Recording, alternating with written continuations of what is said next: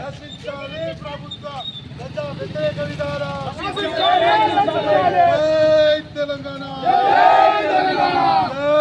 తెలంగాణ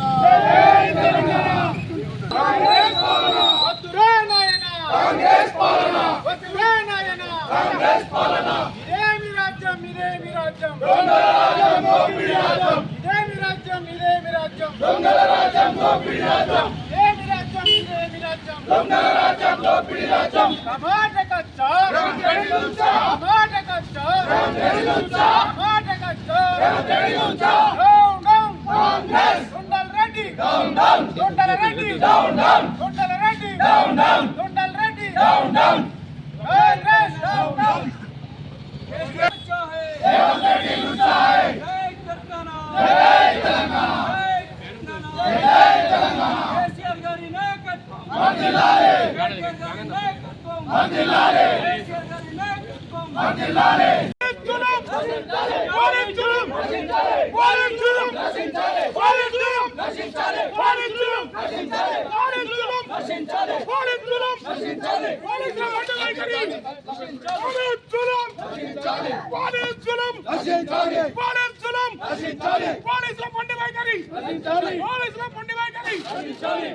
జై తెలంగాణ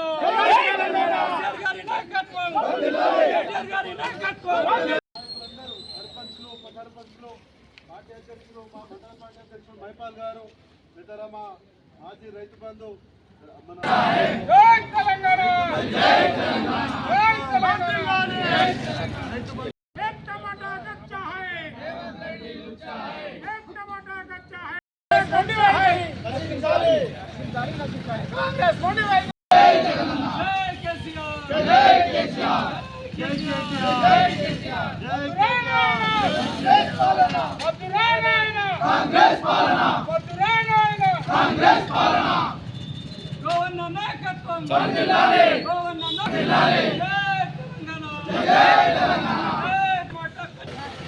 ఏం చేసి బతకాలన్నాడు సాత కాదు.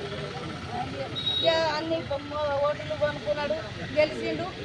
అక్క చెల్లె ఇంటికి వస్తా నీకు పింఛన్ ఇస్తా అన్నాడు రేవంత్ రెడ్డి. ఇప్పుడు ఎవడ వచ్చిండు ఏదో బంగారులే. మొన్న కొత్త పోయితే బస్సు లేదు, ఆటో మీద వచ్చినా మేము. పోయి బస్సు ఖరాబ్ అయిందాడు, ఖరాబ్ అయిన బస్సు ఎక్కించాడు. కొత్త తిరుపతి నాకు పింఛన్ కూడా లేదు. నాకు ఒక విడాకులైంది, నాకు పింఛన్ లేదు. 10 ఏళ్ళు తిరిగిన, కలెక్టర్ ఆఫీస్కి పోయినా, ఏం లేదు. అక్క చెల్లె ఇంటింటికి వస్తా అన్నాడు. కొందరేమో నేను ఇల్లు చేస్తా అని కొందరు కూడా చేయలేడు. నేను 10 ఏళ్ల నుంచి తిరిగిన, అన్ని ఊర్లో తిరిగిన. వైఖరి కేసీఆర్ గారికి, కేసీఆర్ గారి నాయకత్వం, రేవంత్ రెడ్డి, కాంగ్రెస్ పార్టీ, తెలంగాణ.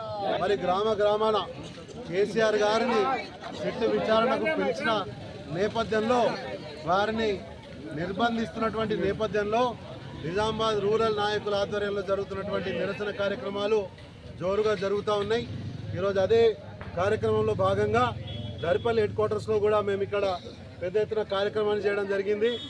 ఈరోజు కేసీఆర్ గారి పట్ల కానీ, కేటీఆర్ గారి పట్ల కానీ, మరి మా నాయకులు హరీష్ రావు గారి పట్ల కానీ, ఇతర బీఆర్ఎస్ పార్టీ నాయకులు ఈరోజు మున్సిపల్ ఎన్నికల్లో ఎక్కడ తిరిగి కాంగ్రెస్ పార్టీ బండారం బట్ట బయలు చేస్తారని భయపడి, మరి రైతుల పట్ల, మహిళల పట్ల, మరి యువకుల పట్ల, యువతుల పట్ల వారు ఇచ్చినటువంటి హామీలు ఇవ్వకపోగా మరి ఈరోజు మా నాయకులు మాట్లాడుతుంటే వారు నోరు నొక్కే ప్రయత్నం చేస్తూ ఉన్నారు. ఆ నోరు నొక్కే ప్రయత్నంలో భాగంగానే కేసీఆర్ గారిని నిర్బంధిస్తూ ఉన్నారు. దమ్ముంటే అరెస్ట్ చేసుకోండి, అరెస్ట్ ఎందుకు చేస్తలేరు? మీరు ప్రభుత్వంలో ఎక్కిన మొదటి రోజు నుంచి తిట్లు, నిర్బంధాలు తప్ప మీరు చెప్పిన ఏ ఒక్క ఆరోపణ కూడా మీరు ప్రూవ్ చేయలేకపోయారు.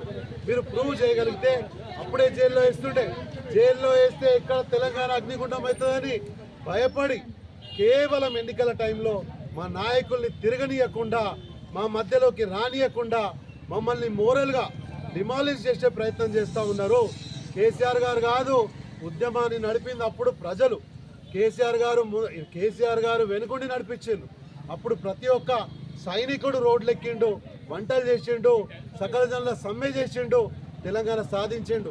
కేసీఆర్ రావాల్సిన అవసరం లేదు. మున్సిపాలిటీలకు మేము తరలి వెళ్తాం, మేము గ్రామాల నుంచి వెళ్తాం. మా మహిళా సోదరిమణులు మరి ఆవేదన వ్యక్తం చేస్తూ ఉన్నారు. వారందరం మేమందరం కూడా ఇక్కడి నుంచి వెళ్ళి మిమ్మల్ని మీ బట్టలు ఉడదీయకపోతే మా పార్టీ బీఆర్ఎస్ పార్టీ కాదని చెప్పి మేము ఈ సందర్భంగా తెలియజేస్తూ ఉన్నాం. మా నాయకులందరూ కూడా కడుపు మంటుతూ ఉన్నారు. గెలిచిన సర్పంచ్లను గుంజుకపోతున్నారు. మున్సిపాలిటీలో నిలబడ్డటువంటి మా నాయకులను కూడా కిడ్నాప్ చేసి లేకపోతే బీఫామ్ ఇస్తారని భయంతో వాళ్ళని కూడా తీసుకుపోయి మీరు దాచిపెడతా ఉన్నారు.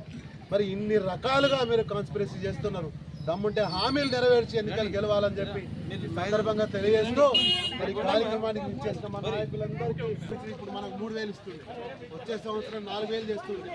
కానీ మనం నమ్మలేదు. ఈరోజు మనకు ఒక ఫ్రీ బస్ ఇచ్చిండు.